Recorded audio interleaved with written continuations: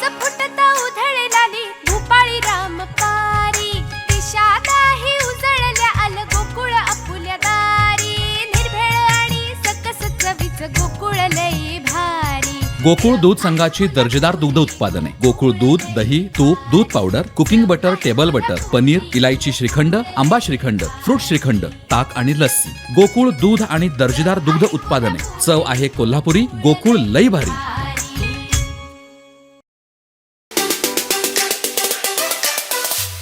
एक गोष्ट अशी आहे की त्या प्रोजेक्टचा आणि पत्रकारांच्या झालेल्या हत्येचा डायरेक्टली काहीही संबंध नाही आहे। एखाद्या मनुष्य जो खरोखर वाईट आहे आणि त्याने काही कृत्य केलेलं असेल तर त्या कृत्याची शिक्षा त्याला झाली पाहिजे आणि तीच भूमिका शासनाची आहे।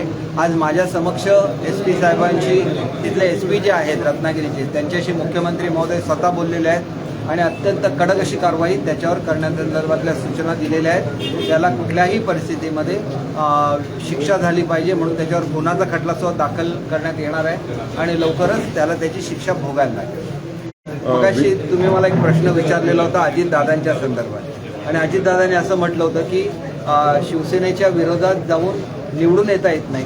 तर मी तुम्हाला माझं स्वतःचं उदाहरण मगाशी दिलेलं होतं की मी ज्याला राष्ट्रवादीची सीट 2 वेळा पडली सावंतवाडीची, त्याच्यानंतर मला सीट दिली, राष्ट्रवादीची सीट सावंतवाडीमध्ये निवडून आहे। एकेकाळी शिवसेनेचा बालेकिल्ला सिंधुदुर्ग जिल्हा होता।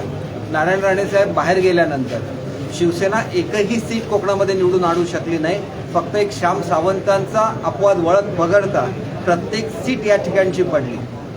मी त्याच्यानंतर शिवसेनेची एवढी केविलवाणी परिस्थिती सिंधुदुर्ग जिल्ह्यामध्ये होती की संपूर्ण जिल्ह्यामध्ये जिल्हा परिषद, पंचायत समिती आणि नगरपालिका मिळून फक्त 45,000 मतं मिळत होती ह्या जिल्ह्यामध्ये शिवसेनेला।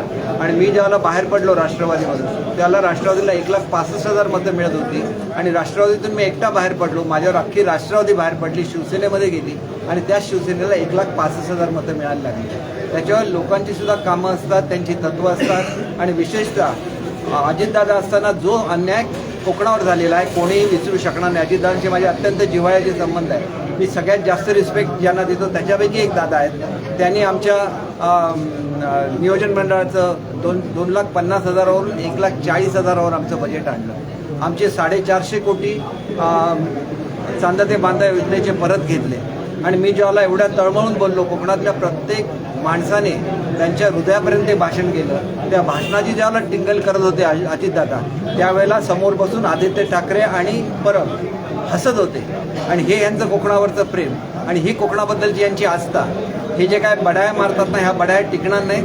बाळासाहेबांच्या विचारापासून लांब गेले। काँग्रेस राष्ट्रवादीबरोबर बाळासाहेब असते तर कधी युती केली नसती। खरं तर स्वतः उद्धवसाहेब बाहेर पडणार होते आणि पुन्हा एकदा युतीमध्ये येणार होते। ते सुद्धा कदाचित ह्याच लोकांनी दबाव टाकून त्यांना करायला दिलं नाही, नाहीतर आजचा प्रसंग उद्भवलाच नसता। आम्ही त्यावेळेला सुद्धा सांगत होतो, माझं आसाममधलं भाषण काढून बघा। आज सुद्धा सांगा की आम्ही काँग्रेस आणि राष्ट्रवादीची बरोबरची आघाडी तोडली। आज सुद्धा आम्ही पुन्हा महाराष्ट्रामध्ये सगळेजण येतो, तुमच्या नेतृत्वाखाली काम करतो। कशाला म्हणता तुम्ही आम्ही उतरवलं म्हणून? कशी म्हणण्याची तुमची हिंमत होते? तुम्ही त्यांच्या संपूर्ण शिवसेना संपवून टाकली। 3 वेळा शिवसेना तुम्ही फोडलेली आहे, आम्ही नाही फोडली। 3 वेळा फोडून समाधान नाही झालं म्हणून अशा तऱ्हेने शिवसेना संपवण्याचा तुम्ही प्रयत्न केला। त्यावेळेला बाळासाहेबांच्या विचाराबरोबर राहून आम्ही शिवसेना टिकवलेली आहे आणि म्हणून ग्रामपंचायतीमध्ये 5व्या क्रमांकावर गेलेली होती ज्यावेळेला उद्धवसाहेब सत्तेवर होते त्यावेळेला, आणि आता त्याच ग्रामपंचायतीमध्ये 2ऱ्या क्रमांकावर बाळासाहेबांची शिवसेना आहे। याला म्हणतात बाळासाहेबांचे विचार आणि ते विचार घेऊन आम्ही निश्चितपणे महाराष्ट्रामध्ये काम करू आणि महाराष्ट्राच्या जनतेचा पूर्णपणे विकास करू याची मी ग्वाही देतो। भाई, मोदींसोबत जी बैठक झाली त्याचे साक्षीदार तुम्ही होता।